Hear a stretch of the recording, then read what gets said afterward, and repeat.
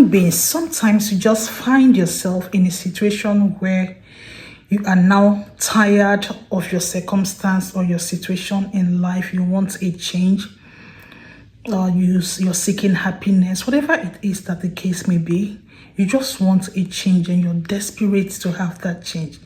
In most cases, you see people making commitments, they make declarations, they make covenants.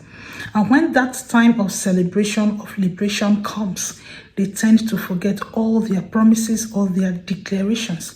Now, as Christians, the Bible says what? If you have made a vow, make sure that you do what? You fulfill that vow.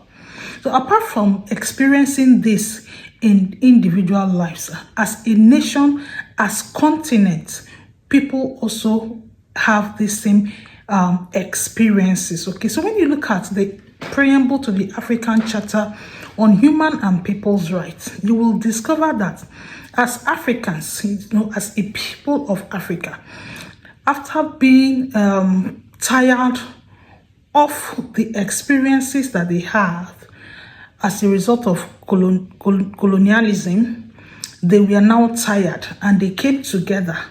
Their heads of states came together and said, look, we are tired of this process of colonialism. We have to eradicate all forms of colonialism. They have to draw to their minds the provisions of the Charter of the Organization of African Union, which is an umbrella union for the region of Africa. And they said that, no, look, we have looked at this charter, and we know that it has stated that freedom, equality, justice, dignity are essential objectives for the aspiration of the people of Africa. If we must achieve the things that we aspire to have, we must consider justice, dignity, we must consider freedom and equality. These are things that we aspire as a people to have and enjoy as a region. So let us always call to mind the provisions of the Charter of the Organization of African Union. Now they reaffirm that, look, let us, by reason of this provision that is made under the Charter, let us eradicate all forms of colonialism. Apart from just eradicating colonialism, let us work together to promote international cooperation. We cannot survive it alone. We cannot do it alone. And then, we are not just cooperating with the international community to enhance ourselves and then eradicate our own traditional values. No, having it at the back of our mind that these traditional values must also be protected. So international law is not also encouraging eradication of cultural values or traditional values, because when you look at all these international legal instruments, you also see that you have the right to enjoy your cultural values, preserve them. Nobody has the right to turn it around and say that, no, this culture, all these cultures, all these values should be eradicated. The law is not saying that.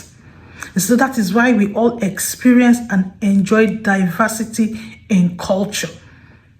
So the human race, the African region, for instance, have also made very huge commitments to the better life of the African people. But the question is that in reality, are we actually experiencing the goodness of life as a people of Africa?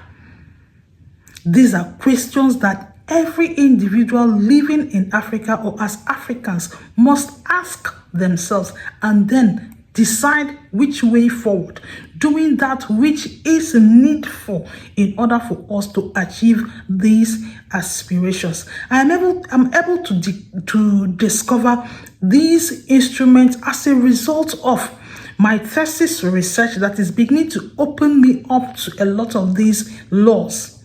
And honestly speaking, we have very, very good laws, beautiful laws that have been put in place.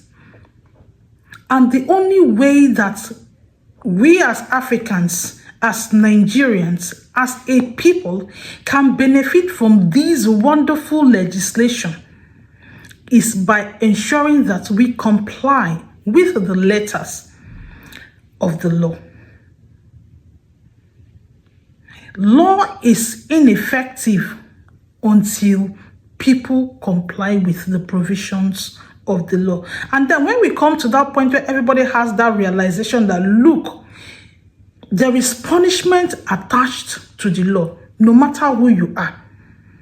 No wonder a lot of people criticize, for like those of us that are Nigerians, where our constitution provides under section 308 immunity for certain classes of people. And then when you go also to the National Assembly Legislative something act like that too, you also see that there's immunity for those legislatures. No wonder a lot of people criticize all those exceptional provisions, but there is no way a system can run smoothly without providing certain immunities or privileges for certain classes of persons in order not to interrupt the system. This is Xavier Law Essence. Here we give you premium legal tips to help you make informed decisions, live informed life, and discover the best version of yourself. We'll see you again.